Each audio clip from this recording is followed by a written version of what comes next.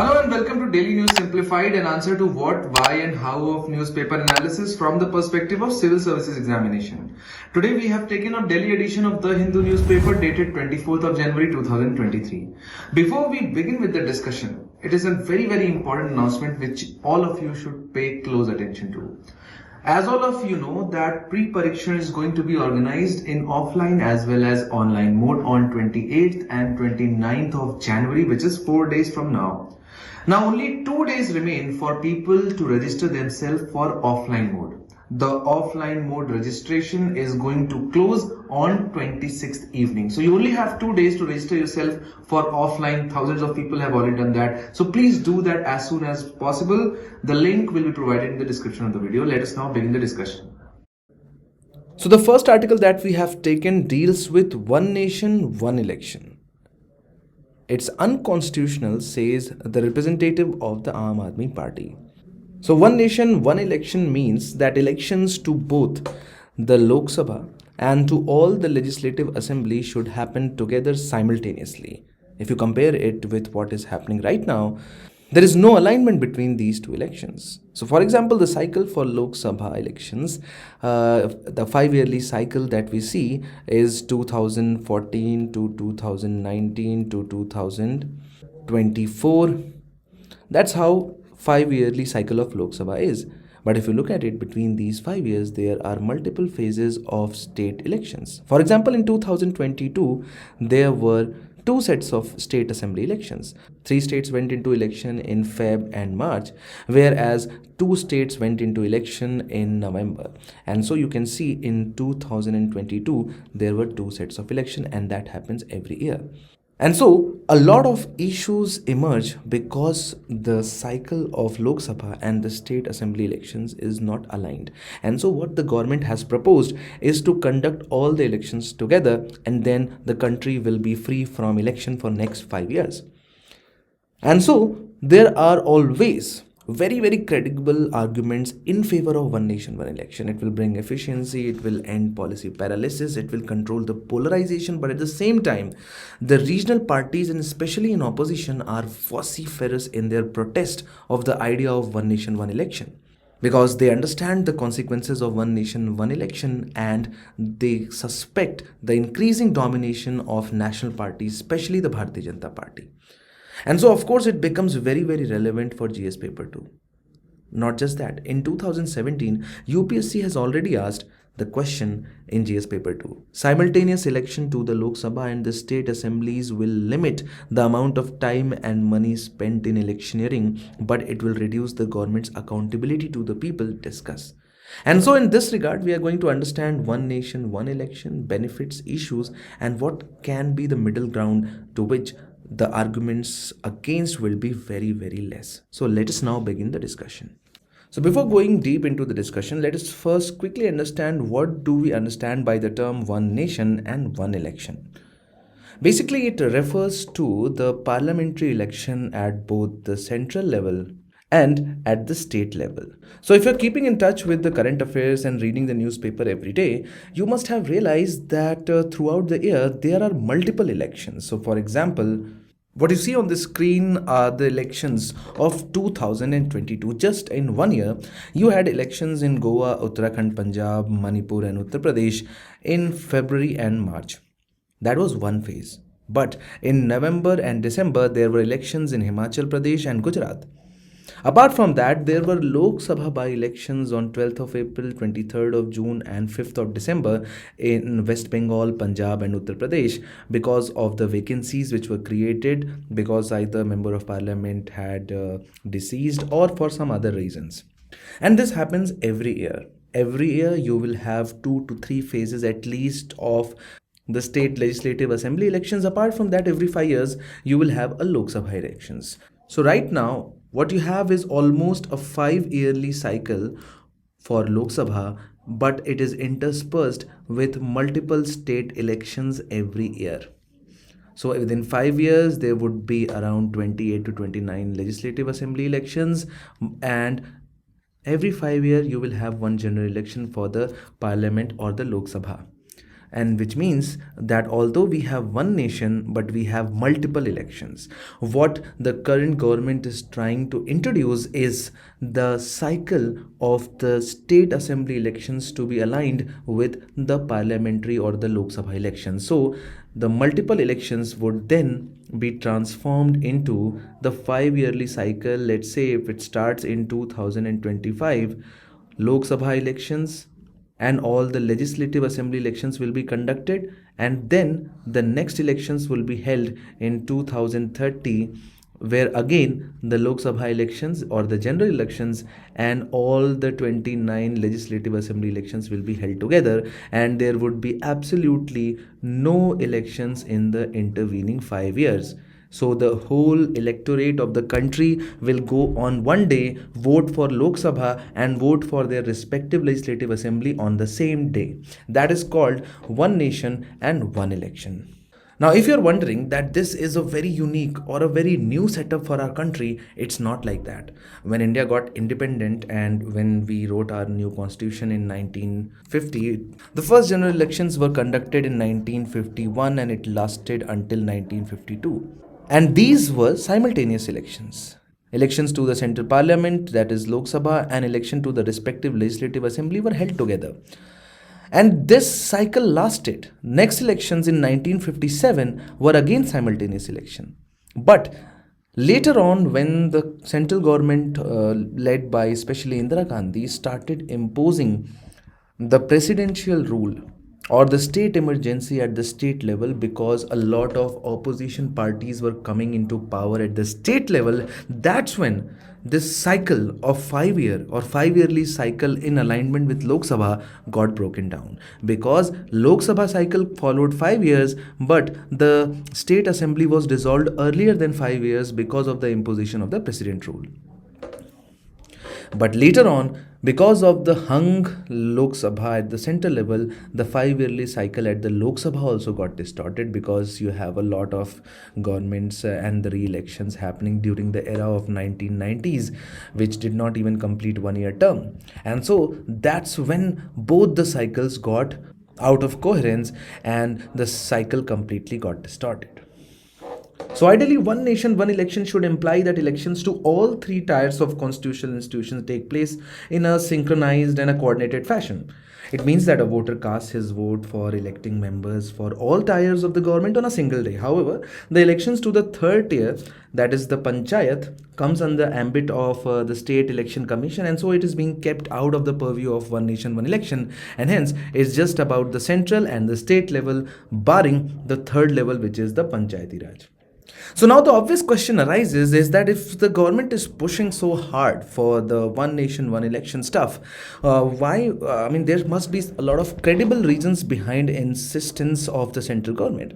And of course there are. As you can see that conducting multiple elections requires you to mobilize a lot of machinery. So it's just not about more number of electronic voting machines, but then it is about mobilization of paramilitary forces, and it is about churning the whole state machinery to enable so many elections if they are not being held together. And so every time you have to conduct a state election, it requires for certain amount of funds. And if it is about 3 times a year, which means more than 29 times in a particular 5-year period, that means a lot of expenditure. So if you go for one nation, one election, you are going to save a lot of time, because the paramilitary which is being mobilized to conduct Lok Sabha election, in the same mobilization, in the same expenditure, you are going to conduct the legislative election also. So which means reduced expenditure. Apart from that, you also know that once an election begins, let's say this is the date on which the election is notified, something what is known as model code of conduct comes into implementation, which means that no new policy, no new transfer, nothing can be initiated both by the central government as well as by the state government for that particular state, which then finally leads to policy paralysis. And if it happens for 3 times in a year, and model code of conduct lasts for 60 days, which means that out of the 12-month period that you have available at your disposal, 6 to 7 months are just gone where central government can't do anything, because then there is a state election. So the government cannot start any flagship scheme, because then that flagship scheme will have beneficiary in that particular state, which then election commission will put on hold. And so if you conduct all the elections together and remove all the elections in next 5 years, you are going to create a lot of avenues for policy implementation and hence the policy focus. Apart from that, we know that in India, elections thrive mainly on two pillars. One is polarization, be it on the basis of a region, in the form of regionalism, it is form of religion called communalism, on the basis of language, linguism, on the basis of caste, casteism.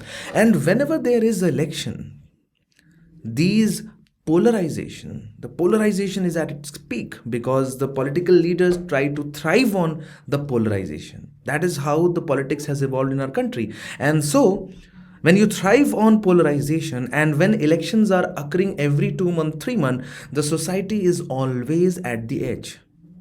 But instead, if you hold all the elections together and then bar all the elections for next 5 years, you can have a lot of control over polarization, because then the political parties will not feel the need to polarize the society because there is no election. And similarly, every election requires black money. Every new election requires more black money. And if all the elections are held just once in a 5 year together, then the use and the demand for black money will also decline. So you can see that there are quite tangible and substantial benefits which are to be reaped as a result of implementation of one nation and one election. Now, if everything is so hunky-dory about one nation, one election, why are people protesting against this? Why are people objecting to this new idea of one nation, one election?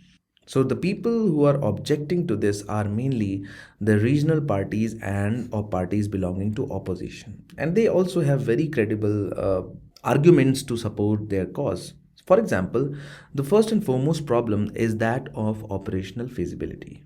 Because there are a number of concerns which would need to be adequately addressed within the constitutional and statutory boundaries. For example, when it will come to the synchronization for the first time, let's say government decides to implement this through constitutional amendment in 2025, how would terms of assemblies or Lok Sabha be synchronized for the first time? And would it be feasible to extend or curtail the existing terms of some of the state assemblies to facilitate one nation, one election? So, for example, some of the state assembly elections would be conducted in 2024 and their normal course of term would extend up to 2029. If you want to start implementation of one nation, one election in 2025, either you will have to cut down their period within 1 year, or then you will have to extend it for 5 years, which means the term would end at 6 years, which is a violation of constitution itself. So that is the first problem, but of course that can be resolved. No one is saying that this is something which can't be resolved. Apart from that, our constitution says that the council of minister headed by the chief minister would be accountable to the legislative assembly. And as and when they lose the confidence, they lose the majority of legislative assembly, the governor has to look for another set of council of ministers. And if it is unable to find one, then the assembly would be dissolved. So you can see that it would just be a matter of time when this whole cycle will be disturbed, because somewhere or the other there would be coalition governments which will not be able to complete their whole term. So are you going to amend the constitution to ensure that whoever comes to power once is going to carry forward the government for next 5 years? And hence it could also be a violation of Westminster style of democracy, because Westminster style of democracy ensures the continued accountability of council of ministers to the legislative assembly or the lower house Lok Sabha. But by mandating the 5-year term, if the government decides to do that, would be a violation of parliamentary or Westminster style of government, because a government may choose to dissolve itself, or in fact government may fall if it loses the majority, but it will not be allowed to be fall. At the same time, it is a violation of federalism also, because federalism ensures the constitutional decentralization of power, which means that the legislative assembly at the state level would function independently of Lok Sabha. But here, the constitutional amendment is deciding how and for what term the legislative assembly of a state would function. Apart from that, if you look very closely, it is going to have a very deep impact on voters' behavior. Because voters, when they are going to vote for both state election and central elections at the same time on the same day, they may not be able to differentiate between the voting choices for state assembly and Lok Sabha. And this situation could, of course, lead to national issues impacting electorate's behavior for voting in state assemblies and state issues impacting the electorate's behavior for voting in Lok Sabha elections. And generally, it has been felt that the nationalism or the national causes are the biggest motivators. And so, if both the elections are held simultaneously, the national parties who have command over handling national issues would dominate over regional parties. Because matters like territorial integrity, national sovereignty, Pakistan, they would any day dominate over the psyche as compared to other regional issues. And so it is going to be in great advantage to the national party and disadvantage to the regional parties, and hence the protest coming from the regional opposition parties. Apart from that, as we have already discussed, multiple elections throughout an year are a very, very good accountability enforcement. So, when there are, let's say, in a period of 1 year from January to December, let's say there are two phases of election, let's say one to be held in March and another one to be held in September, both the central government and the state regional parties have to go through this accountability check twice every year. But if you eliminate all the elections for next 5 years, there is no accountability for 60 months, so to say, and that is a big demotivator. When it comes to our analysis, especially for the main stage, what are we going to write as a way forward? So, way forward is basically the recommendations of either the Parliamentary Standing Committee or the Law Commission report. So, if you look at it, Parliamentary Standing Committee has already recommended that the election should be conducted in two phases. So, Parliamentary Standing Committee is totally up for simultaneous elections, but they have recommended elections to be held in two phases. Phase 1 is suggested to be in sync with that of Lok Sabha election, and phase 2 to be in midway in terms of Lok Sabha. Thus, it is envisaged to conduct elections every 2.5 years rather than every 5 years. So, rather than one set of election every 5 years, we'll have two set of elections every 2.5 years, which is of course a midway. It is a compromise between the multiple election and the simultaneous elections. Apart from that, Election Commission has said that the premature dissolution should be avoided. So, for example, in case of Lok Sabha, any no confidence motion. Let us know in the comment section what do you understand by no confidence motion. So, any no confidence motion moved should also necessarily include a further confidence motion in favor of a government to be headed by a named individual as the future prime minister. So, you cannot just remove a government without suggesting an alternative. First, come up with an alternative and then move the no confidence motion. In case of legislative assembly, the no confidence motion should mandatorily be simultaneously moved by a confidence motion, just like the Lok Sabha. So that is a very, very important recommendation given by the Election Commission. What this will do is that no confidence motion which is not accompanied by a confidence motion cannot be moved. So if you do not have a better alternative, you cannot remove the current dispensation. And similarly, the Law Commission of India has already recommended the clubbing of elections. It is suggested that elections of legislative assemblies whose term ends 6 months after the general election to Lok Sabha can be clubbed together. However, the results of such elections can be declared at the end of assembly's tenure. So these are some three important way forward. This next article for discussion has appeared on page number 7, and it deals with a matter which is very, very pertinent in current times. That is the entry of foreign universities into India's education system. And this has come into news first time in 2020 with the tabling of national education policy, which actually paved the way for foreign universities to set up campuses in the country. And this was one of the major announcements of National Education Policy 2020. And this, of course, was a recognition of the fact of impact of globalization on society economy. Because in recent times, transnational, cross-border, offshore, and borderless higher education has become trendy.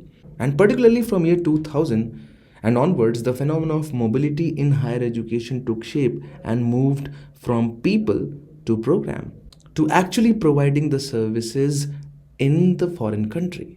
And so, when we talk about foreign universities in India, what we mean is Harvard, MIT, Stanford opening their branches or campuses within India where Indians and foreign nationals can impart and can take foreign education.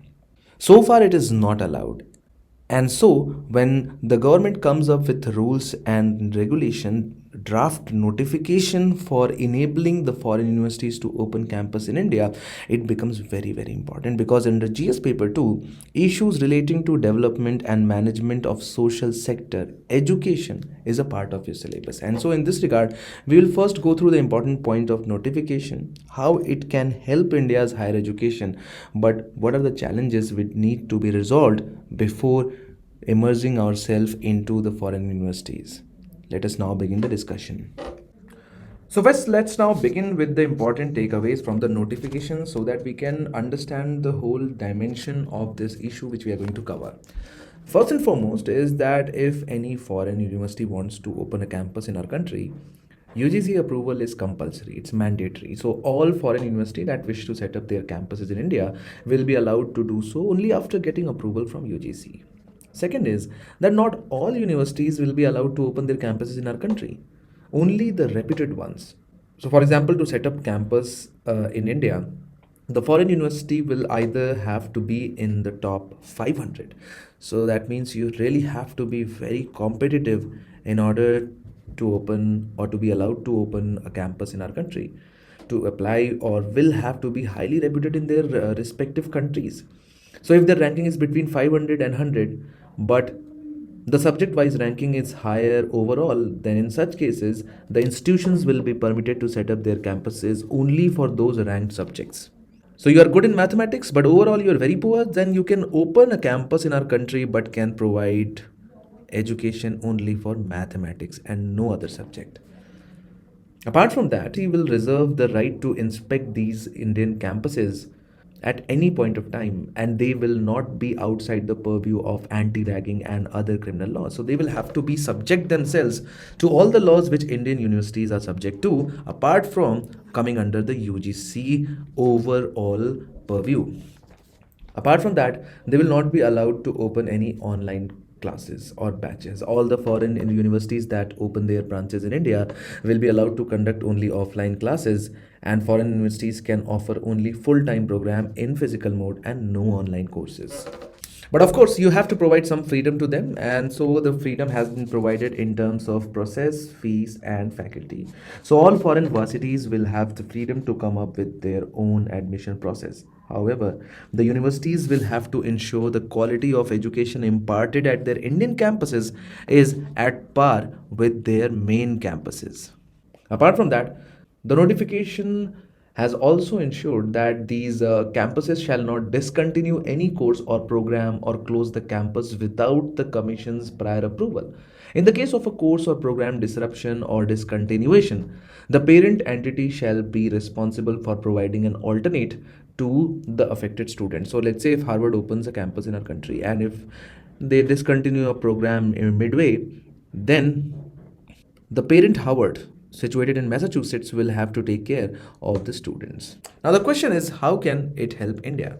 Of course, it can help India in improving the overall education quality. Because if you know, India has one of the largest networks of higher education systems in the world with almost 990 universities. Yes, that is true. And if this figure is baffling you, that means you do not take the state universities under the account of higher education institutes. So India has around 990 universities and around 40,000 colleges. But India's gross enrollment ratio, let us know in the comment section what you understand by GER. So India's gross enrollment ratio in higher education institution is barely 26%. which is significantly lower as compared to other BRICS countries like China, which has 51%, Brazil, which has 50%, and much lower than compared to with European and North American nations, which have gross enrollment ratio peaking at around 80%. And so India must achieve this pre-distinction in the area of global higher education for sustainable economic growth, which should not be driven by natural resources but by knowledge resources. And so in order to become knowledge economy, knowledge centric economy, it is very, very important for Indian graduates to be exposed to the best standards of teaching, and that's where these foreign institutes of higher education institutions come into play. Because in next 10 to 15 years, India will need another 1500 new higher education institutions. The government wants to promote these foreign direct investment in their education in order to provide the standard quality education, and that's where these institutions come into play. Apart from that, it's just not about quantity, it's also about quality. The lack of quality education in India, especially at the higher education level, is clearly reflected in World University Rankings of 2022. IIT Bombay was the top ranking Indian institute in the list with ranking of 177. So the best ranking institute in our country was not even in top 150. And only 8 Indian universities made it to the top 400. Which clearly means that the Indian graduates are not being exposed to the best teaching in the world. So the expectation is that by allowing the foreign universities will enable world-class education available locally at significantly lower cost without traveling, and will considerably reduce the likelihood of human capital migrating to other countries for job prospects. According to various global surveys, cross-border education is beneficial for the economy and brings wider level of global awareness, cultural perspective and competitiveness. Apart from that, if you have established the fact that quality of education is not available in our country, and for that you have to travel to USA, let's say, that means you are going to spend a lot of money within US, and that is the import of education, which leads to reduction of foreign exchange for the country. So every year billions of dollars is being spent by Indians abroad because they are gaining education there. Now if these universities come to India, all the loss of foreign exchange reserve will be covered up for, because then you don't have to go to the foreign campus. You can just go to Delhi, Mumbai, Kolkata or Gift City in their campuses and get the same level of education. Apart from that, there are arguments that the functioning of foreign universities also helps stimulate existing education system to investigate its way of working and introduce the best practices, taking an indication or cue from global players. So when these mega campuses will come up in India, the Indian colleges would face stiff competition, and then they will have to redesign their courses. They will have to rethink their education mode in order to compete with the global best. But it's not as easy as it might look like, because then there are a lot of significant challenges. Because there are a lot of significant challenges. Because some believe that this will increase inequality by increasing the cost of education and will create challenges for local institutes, as foreign providers will take unfair advantage of the market. There are regulatory challenges as well. Because, for example, multi-layer regulatory framework governing different aspects of higher education is missing. Lack of single regulatory body overlooking the collaboration and investment is also missing. Apart from that, multiple approvals required to operate in India will make it increasingly difficult for the foreign universities to open their campuses in our country. Apart from that, while national education policy has taken the right steps to boost the education sector and pave the way for globally compatible education system, its implementation has been slow and requires clarity. And finally, the motive of these international universities, global campuses, is questionable. A strong viewpoint among many researchers has emerged that developing countries are using educational services as an essential source of income, and the institutional trade is now a multi-billion-dollar business. Now, many foreign universities are setting up international branches, campuses across different global destinations with very, very obvious motive for increasing revenue by focusing on commercialization and commoditization of knowledge production. So it's not the purpose of education and its spread, but rather it is just the profit orientation of any other multinational mega corporation that they are opening the campuses for. Money laundering case, no relief for Raghav Behel, has appeared on page number 4. Now this is a very regional news and there is nothing important to be gained from this particular news. But money laundering has come into news in last 1 month because of arrest of a lot of high profile people from various locations across the country under the Prevention of Money Laundering Act. Money laundering, or the process of conversion of dirty money into the clean money, is a grave cause of concern for all the countries across the globe. Now, if you look at the UPSC syllabus under GS paper 3, money laundering and its prevention has been given as a part of your syllabus under internal security. Because first and foremost, money laundering is generated more often than not from illicit or illegal acts. For example, drug trafficking, arms smuggling, criminal activities like extortion money. And so all these things together have direct impact on India's internal security, and the way these money laundering and the proceeds of money laundering is utilized then again become a cause for concern, because a person obtaining his or her wealth or revenue from illicit sources ultimately is going to focus upon them. And so more often than not, money laundering becomes the base for terrorist financing and organized crime networks. And that is why it is very important for us to understand what money laundering is, what are the processes and means to conduct money laundering, what are its impact, and what are the challenges. Now there is one very important aspect which we will not take up today, which deals with the Act or the Prevention of Money Laundering Act, because it has been taken up already in the DNS. As far as previous year questions are concerned, in 2013 UPSC had asked, money laundering poses a serious security threat to a country's economic sovereignty. What is its significance for India and what steps are required to be taken to control this menace? Then in 2018, UPSC had asked India's proximity to two of the world's biggest illicit opium growing states has enhanced her internal security concerns. Explain the linkages between drug trafficking and other illicit activities such as gun running, money laundering and human trafficking. What countermeasures should be taken to prevent the same? So let us now begin the discussion. Starting with what actually is money laundering. So money laundering is a process that criminals use in an attempt to hide the illegal source of their income. What they basically do is that they pass their illegally obtained asset and money through complex transfers and transactions or through a series of businesses, and in that process the money is cleaned. So the black money is made as an input and what you have as an output is clean money, which can then be utilized just like all other clean money without any government restrictions or regulations.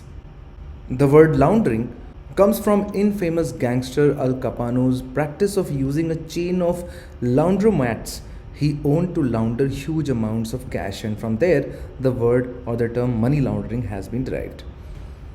So as far as what is concerned, we understand it is a process of converting dirty money or money derived from illegitimate sources into clean source of money on which no objection can be raised from the government. And to give you an example, let's say there is a person A who earns a lot of money, crores and crores of rupees from, let's say, drug trafficking. Now the obvious problem is that this person A cannot deposit this amount into his or her bank account, simply because the income tax department and the government is going to ask questions as to what is the source of the money, and the person A will not be able to explain this source of money.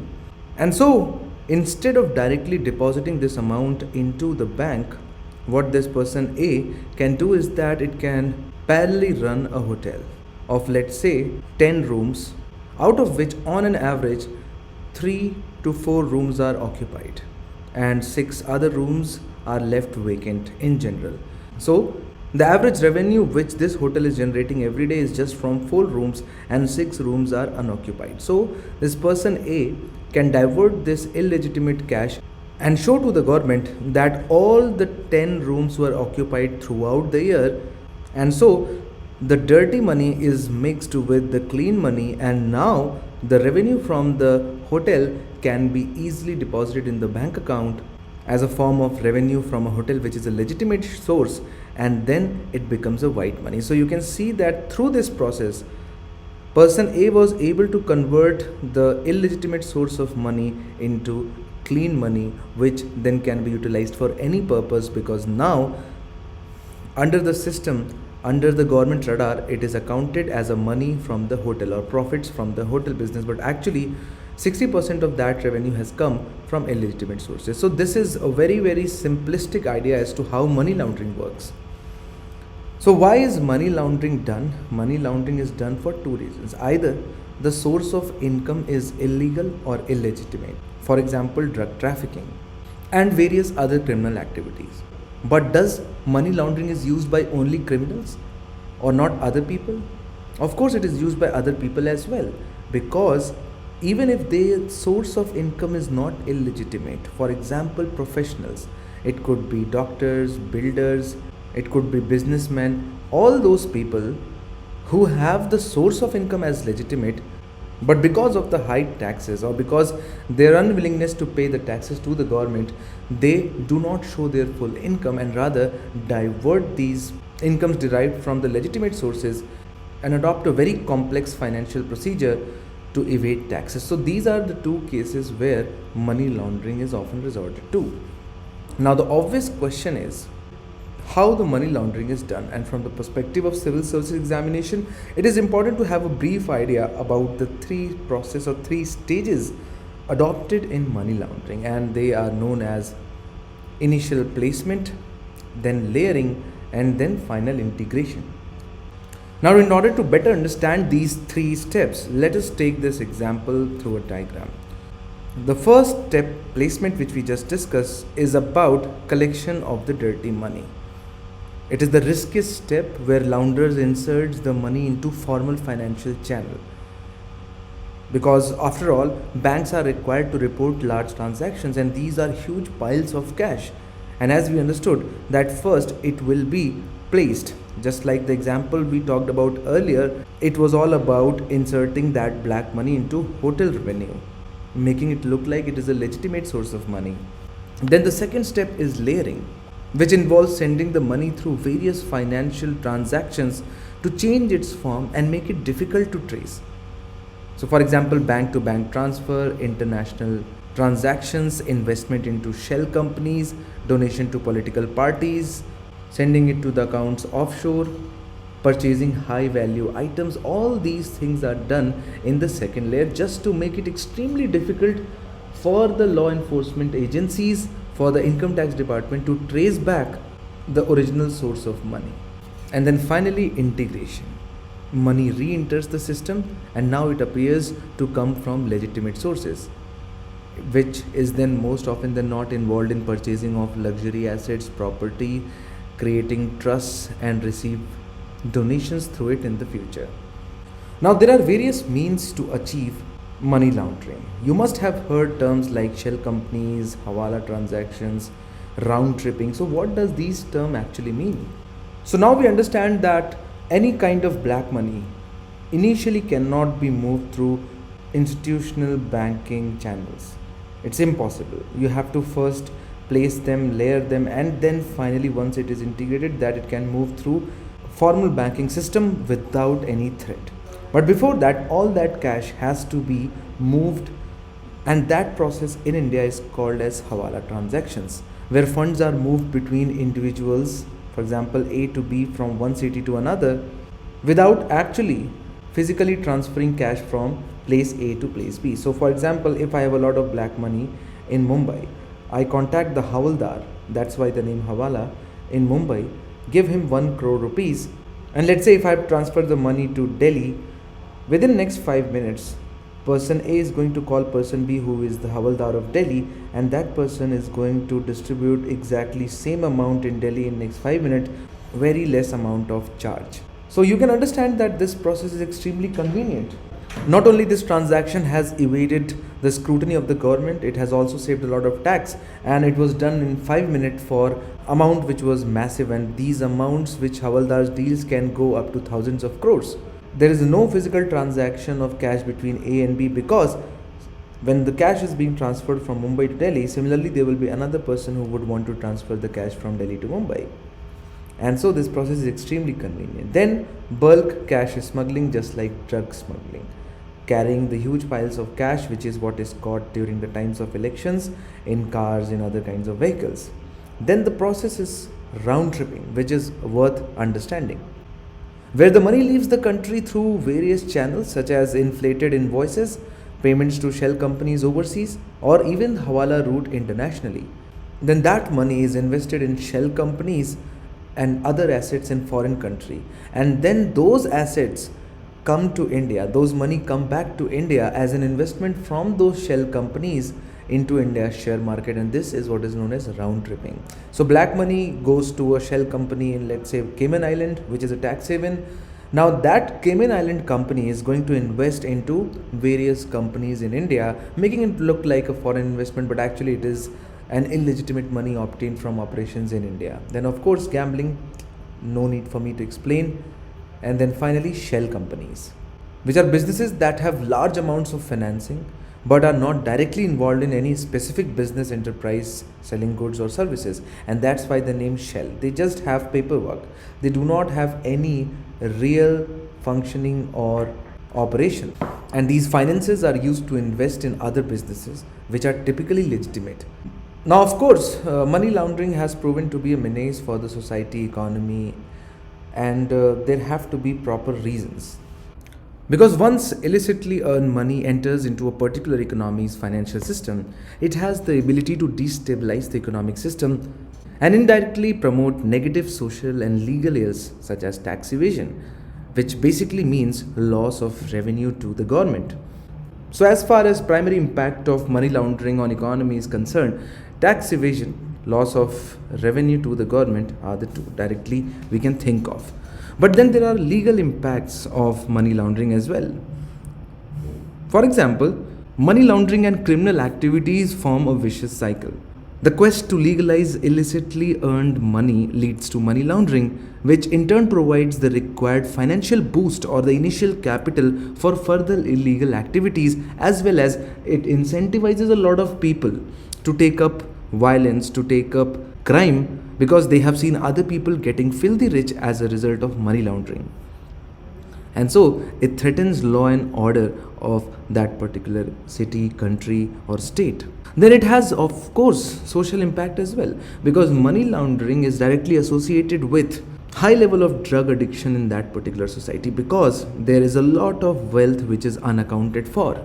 And so more often than not, that wealth is utilized in drug addiction, and then it leads to declining law abidance, because law abiding citizens lose the incentive, lose the motive to follow the law, because they see that all those people who are breaking the law are enjoying their lives while they are making their lives miserable by following the law. So this is a big problem. So since legal provisions related to prevention of money laundering act has already been covered, we are going to take up the challenges because of which the governments across the globe are trying to fight and control the money laundering, but they are not very effective. And one of the biggest reasons behind that is rapid advancements in digital technology. The enforcement agencies are not able to match up the speed with which the digital technology and digital financing is enabling the money launderers to obscure the origin and proceeds of crime, and especially by utilizing the cyber finance techniques. Then another important reason because of which it is becoming an increasing challenge is non-fulfillment of the purpose of know your customer norms or KYC norms. Increasing competition in the market is forcing the banks to lower their guards and thus facilitate the money launderers to make illicit use of the banking transactions and channels in the process of money laundering. Because after all, banks also need businesses, they need rich, wealthy clients, and in that process, if they feel that this transaction is going to yield them some benefit, they'll lower their guards, providing an avenue for money laundering. Then the tax haven countries. They have long been associated with money laundering because their strict financial secrecy laws allows the creation of anonymous accounts while prohibiting the disclosure of financial information. And of course, last but not the least is lack of awareness about seriousness of crimes of money laundering. The poor and illiterate people, instead of going through lengthy paperwork transaction in banks, prefer the hawala system where there are fewer formalities no or little documentation, and lower rates, and of course, anonymity. So the next article that we have taken has appeared on page number 1. Assam to book men marrying girls below 14 years under POCSO Act, or Protection of Children from Sexual Offences Act 2012. So the Assam cabinet has decided to book men who marry minor girls under the stringent and very strict law prescribing imprisonment for 2 years to life. The proportion of girls in Assam getting married before the prohibited age is more than the national average, and hence the concern of the state government to use such a strict law. Now, this alarming situation prompted the cabinet to decide to book men who marry girls below 14 years under the Protection of Children from Sexual Offences Act 2012, entailing life punishment.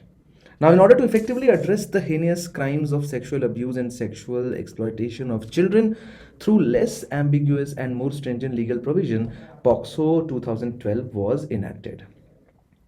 Now, if you're wondering why and how this is related to the syllabus, if you look at GS paper 2, welfare scheme for vulnerable section of population, schemes, mechanisms, laws, institutions constituted for the protection and betterment of these vulnerable section is a part of your syllabus. Just like elderly, children are also vulnerable sections. So, first we are going to understand some of the important provisions of the Act, salient features of the Act, and then we are going to look into the issues which currently plague the implementation of the Act. So, first and foremost, the Act defines a child as any person below 18 years of age. So, anyone who is below the 18 years of age would be categorized as a child. It defines different forms of sexual abuse, including penetrative and non penetrative assault, as well as sexual harassment and pornography, and deems a sexual assault to be aggravated or increased or intense under certain circumstances, such as when the abused child is mentally ill or when the abuse is committed by a person in position of trust or authority vis-a-vis child, for example, uncles or aunties, like a family member, police officer, teacher, or doctor. If these people commit a sexual offense against a child along with family members, that is categorized as aggravated or aggravated crime. Now, people who traffic children for sexual purposes are also punishable under the provisions relating to the abatement in the Act. The Act provides for the establishment of special courts for trial of offences under the Act, because if these cases will be tried normally under the common courts, then it will take a lot of time, 10 years, 20 years to dispose the cases. But there are special courts which are constituted in every district just to try the cases belonging to Protection of Children from Sexual Offences Act. Apart from that, this Act incorporates child-friendly procedures for reporting, recording of evidence, investigation, and trial of offences. The Act makes it mandatory to report commission of an offence, and also the recording of a complaint and failure to do so would make a person liable for punishment of imprisonment under Section 19. The media has been barred from disclosing the identity of the child without the permission of the special court. So when we talk about the key challenges to the implementation of POSCO Act. So when we talk about the key challenges with respect to implementation of this Act, first and foremost is the number of legal inconsistencies which the Indian laws have. So while the POCSO criminalizes sexual intercourse with a woman less than 18 years of age, the exception or the second exception of Section 375 of IPC has carved out an exception where the wife was more than 15 years of age. So consequently, sexual intercourse by a man with his wife who was more than 15 years of age was not a rape. Now this is a problematic because two different provisions of two different laws clash with each other. Under POCSO, a person can be tried having sex with his wife who is below the age of 18 years, but under Section 375 of IPC, if the wife is above 15 years, then there is no problem. So the married women between the age of 15 and 18 and their husbands are at risk of being tried under POCSO.